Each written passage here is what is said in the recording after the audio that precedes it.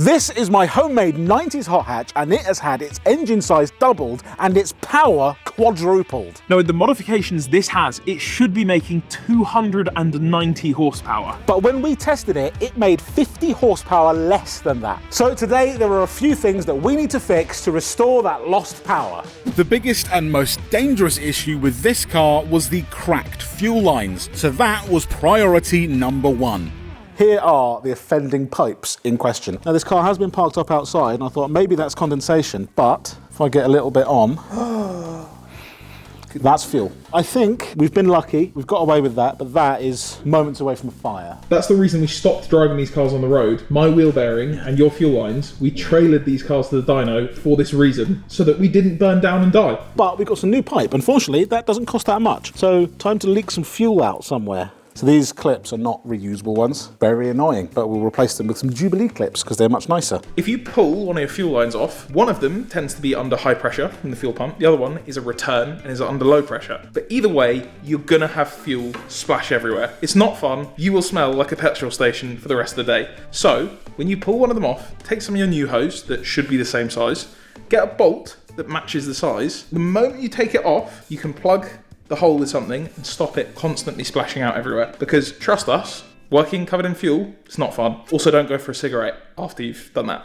Now, usually, this job is the sort of thing that would annoy you. Yeah, well, it does kind of annoy me, but also, I don't really want to go up in flames. But also, you like this car quite a lot. I do quite like this car quite a lot. Now, you said you like the 350Z. Do you like this more? Yes, actually, absolutely, yeah.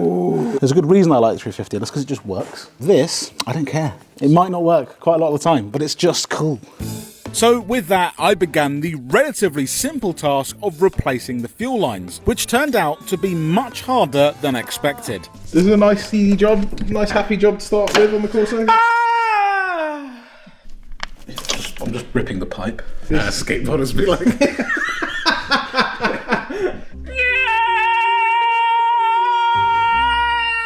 How close am I to just cutting this off? What you want to do is you just want to slice your fuel lines. There we go, we've just unzipped his jacket ever so slightly.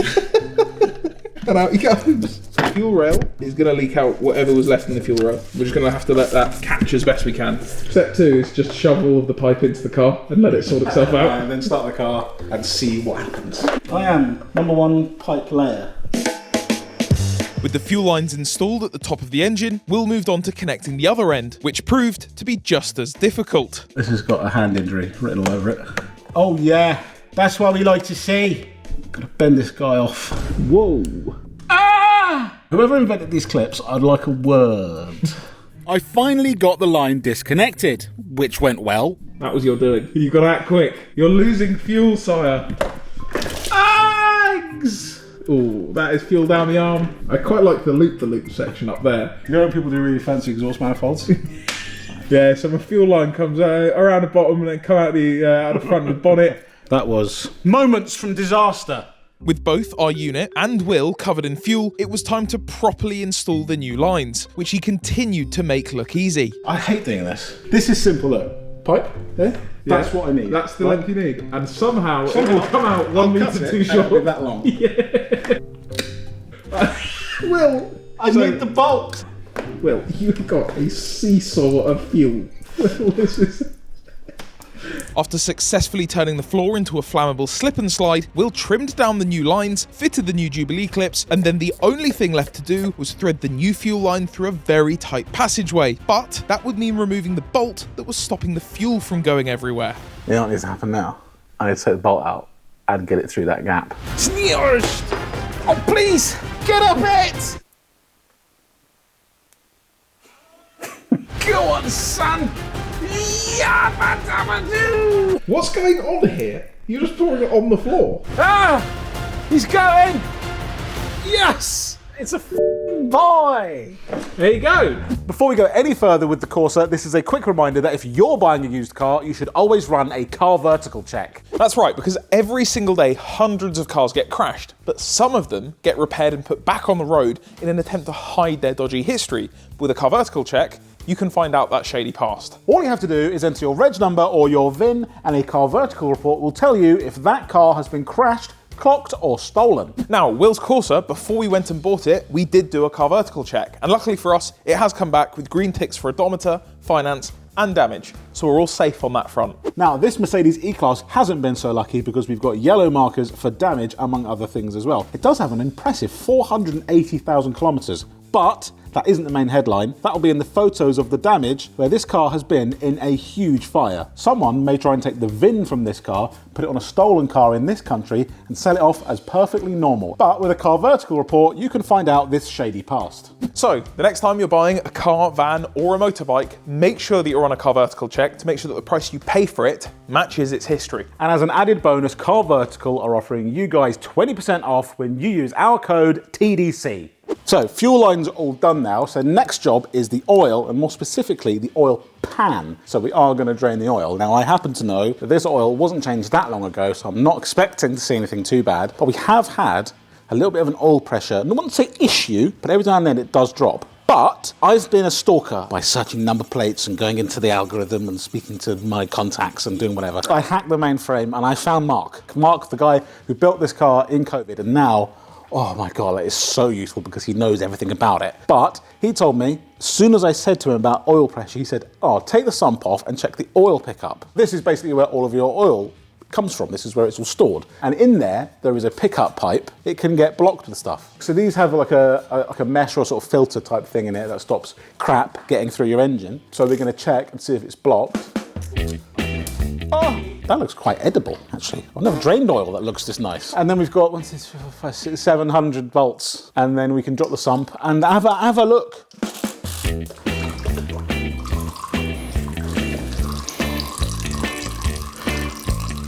Oil filter. Every bolt is now loosened, so we should be able to remove each one and then just get that guy out of there. So this sump uses sort of a sealant basically, and actually sometimes people can overdo it and then you've got bits of sealant in your engine. So that might be to do with the pickup. There you go, that's coming. Now we find out... Can you do it with the exhaust on? No, don't tell me. Luckily, with some careful manoeuvring, the oil pan came out without needing to remove the exhaust. What we were just talking about earlier with the sealant, that's what you can see there. But there's none on some of these edges and these edges and these edges. Either the seal there was perfect and it was fine, or perhaps those little bits have ended up somewhere in the sump. To see whether that's blocked something up, we needed to get this little baffle off here, which is 5 or 6 Torx bits.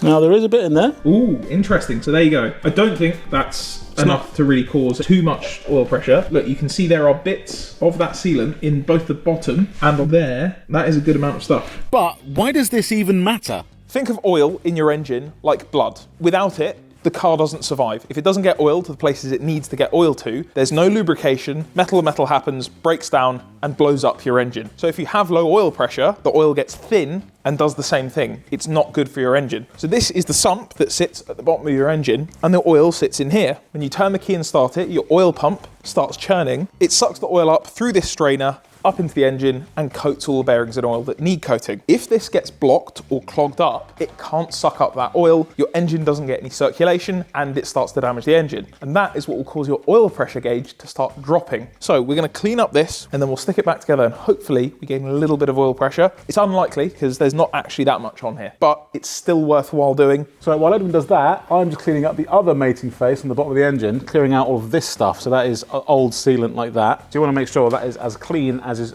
physically possible. So I'm using a razor blade to make sure it's nice and clean and flat so that when we push it back together with new sealant, we shouldn't have any issues with leaks or anything like that. But we do need to get this done very, very soon because a man is arriving to do a map on this car. So I have no idea who plugged into this car and muddled up all the boost and everything like that. So safe bet, I've got a specialist who knows his engines. He's going to plug in, get me a better map going.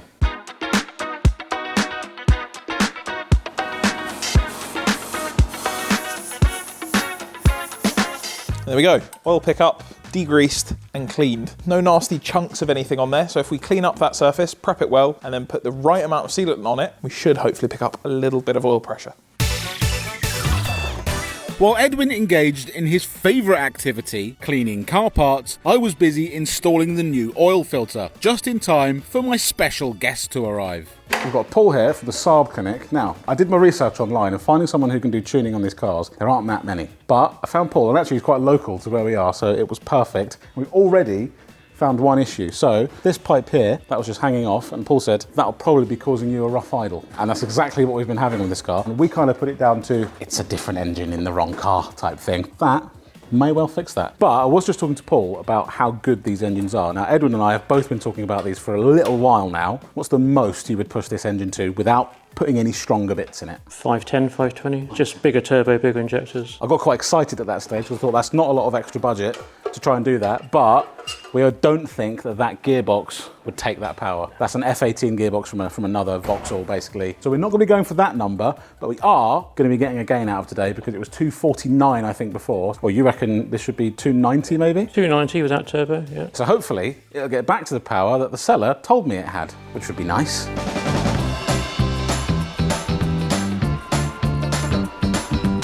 Right, while the guys are busy on that, I've now cleaned this out, we're ready to put it back together. Stick our strainer back in, and then it's ready to go back in the car. Meanwhile, Paul had noticed that someone had already been inside of my ECU before. So there's a modification you do on the board for running the later type boost control valve it's got, and just a wire that's been soldered across the board. If you go over like a big pothole or something, that could well just snap off, so I'm going to do it properly. And you were just saying a few interesting bits about this ECU in particular. The processor it's got there is actually the same one as a PlayStation 1.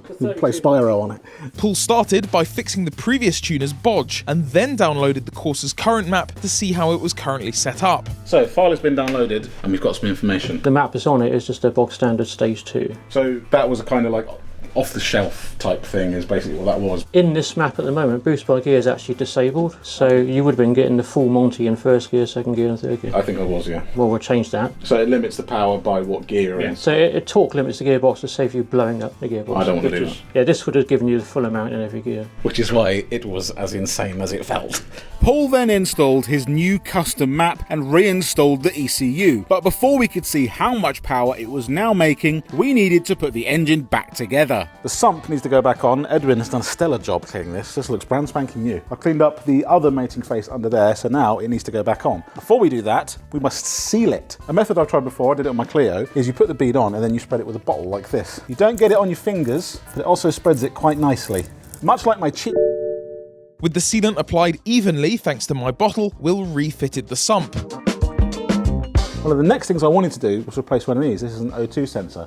On here, it's just there. I thought that was the cause of the engine light this car has got, but Paul reckons that little pipe that popped off earlier, that may have been causing that engine light and also why it was causing a rough idle. So, oil in, start it up, and then we'll go from there. And all of these parts are from Faber-Bilstein or Blueprint. The oil filter I used was a Blueprint one. These O2 sensors are from Faber-Bilstein. It has been unbelievably useful using their website because they've got OE matching parts on there. You can put a number plate on or search for a car and it will give you the whole list of parts. Now for this, I had to search for a Saab, but nonetheless, once I found that, lists and lists of parts, brakes, pipes, all sorts of bits, so check them out. One of the issues it had before were the tyres. The rears were pretty much bald. I'm fairly sure that's because they were on the front and someone switched them over before. So, of course, we have gone with some Accelerate 651s from Tyre Streets. We have a discount code with them as well. We always use these, especially on all of our performance-based stuff, but this, along with the map from Paul, should help put some power to the ground way better. Look at that meat on the bag. This is nice. He could do with a space at the back, but perhaps another time. This is now looking good. Just need some oil.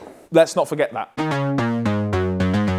What's going on here, Will? Have you got the work experience guy on the car? Ben just volunteers on wheels now. He will literally say, don't worry about that. I'll talk your wheels up. I'll talk your wheels up. Also, it means if I now kill Will, I'm going to prison. Clean. Nice work. That should now be full, so now we can start it up, see if the engine light's gone, see if it runs any better. And that's all. And that's that, folks. We going? Go ahead, sir.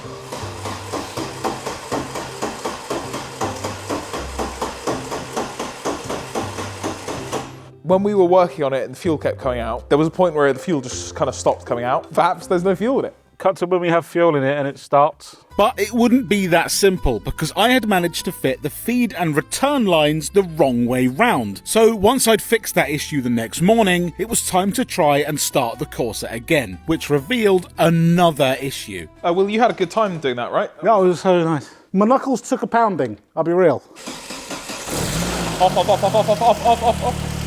We've got a leak. Obviously, you don't want that because A, you're losing fuel, but more importantly, fuel in a hot engine bay is not something you want mixing. What it will result in is fire. After some investigating, I found the issue. So, I think I may have fixed the thing wrong with the fuel lines. I've never done fuel lines before. I thought I could just use a Jubilee clip because it's just a hose, but turns out I was wrong. So this is the problem. The Jubilee clip that I was using, that is just the wrong shape entirely. So when that tightens down, it's not tightening down all the way around. That is a fuel pipe clip. It's designed to stay round. They're now on all of these pipes and underneath, so start up. Nothing. All good. No leaks. Also, to note, it's idling nicely as well now. But previously, which was in the last video, we didn't even know, actually. It was hunting for idle, so the car, the ECU, was going, I don't know. I think we need to try this on the road. So before a dyno, which we are getting to, drive it on the road, get the bum dyno out. It's quite close in here. It should tell you all you need to know about how small these cars actually are, that Will and I are shoulder to shoulder. In the Honda Beat, that doesn't happen. Sorry, if you'd like to change gear. Could I get third? There you go, thanks. But all of the mechanical stuff done, it's now safe. There's no fuel lines that are about to kill us. Although I did do the fuel lines. You did do them, but I think I still trust them more. You've got a safe map, you've got oil pressure that's back, and we should now be at what, 280, 290? Paul reckons 280 to 290, and it has boost by gear. So what that does, it limits the power in the early gear. So in a front wheel drive car, if you have all the power, it's just going to wheel spin. So Paul has limited the boost in first and second, and I think a tiny bit in third. You know what? I have a feeling that at 290 horsepower in a car that weighs as much as a shoe, we might still get some. There might be a little bit. Here we go. It's still quite round. I like that the rear of the car has no say. There's nothing at the back that can do it. It just goes... Yeah, little drum brake at the rear. What do you want me to do? I can't even stop you.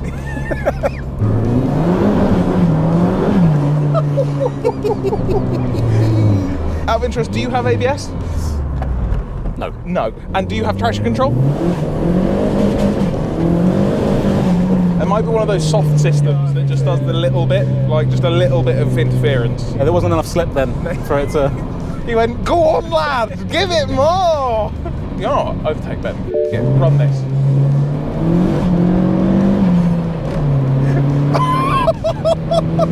Jesus! That's really quite fast. The map is obviously much better now because in these conditions it used to spin up in third. Oh yeah, fully, just straight away. It might not seem like we've done that much in this episode, but just these small things have completely transformed this car already. And it should be noted, you can see in the tracking shots, it's just as slick today as it was when we first went out.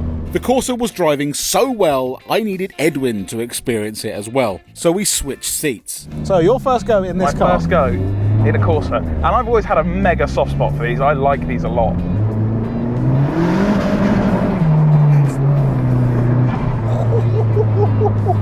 Yo, why is strapping a turbo to a little hatchback the best pastime in the world? It's just great. I think road test successful. Oh yes. No burning down in flames. No. Lots of flutters. This is more powerful than what we had before, which was about 250. Now, science time. Dyno.